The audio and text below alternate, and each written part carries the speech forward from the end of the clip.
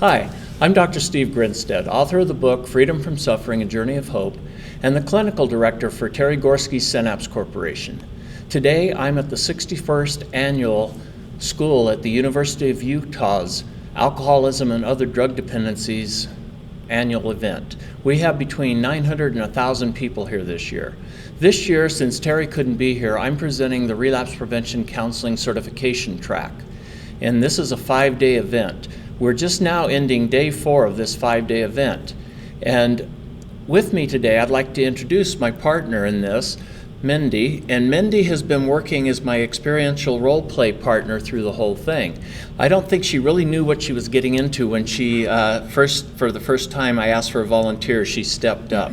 She was very quick to step up.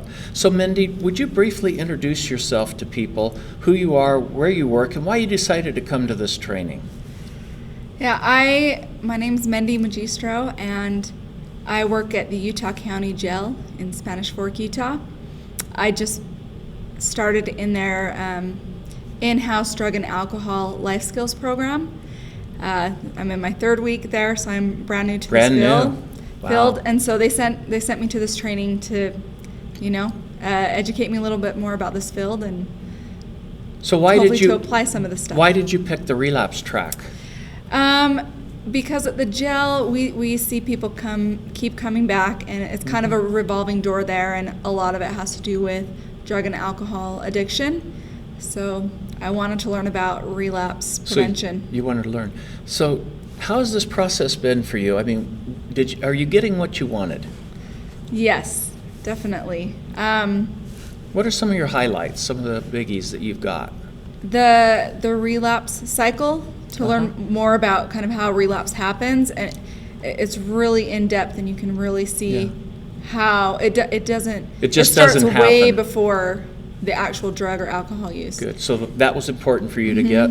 Really important, and learning about denial, the levels of denial and the different patterns. Even in the 2 weeks I've been in the program, I've already heard those, and so you've already heard them. To really get familiar with those is going to be important for me. Okay.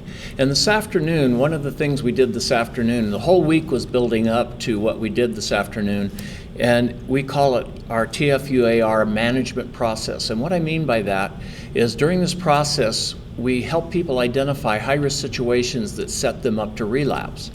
And then we help them analyze a past situation that's similar to something they're facing in the future, and then give them some tools how to manage it. So the TFUAR is thinking, feeling, urges, actions, and reactions.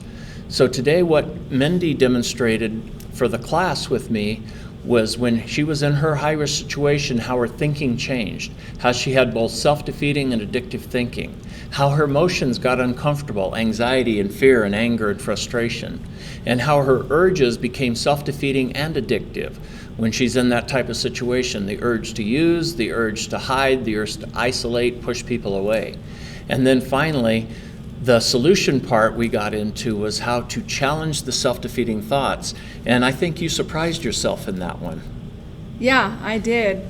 I mean, even though I was in a character role for the exercise, I put a little bit of myself into it, and so I learned about myself too.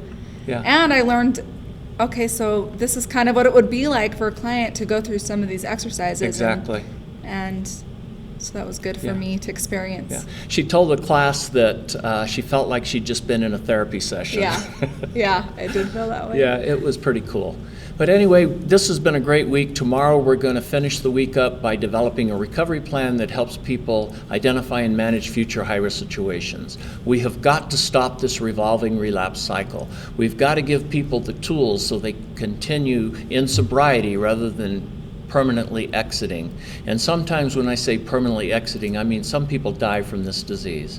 So thank you, and remember, freedom from suffering and freedom from relapse is everyone's right, but it's also their responsibility to be proactive. And again, Mendy, thank you so much. You're welcome.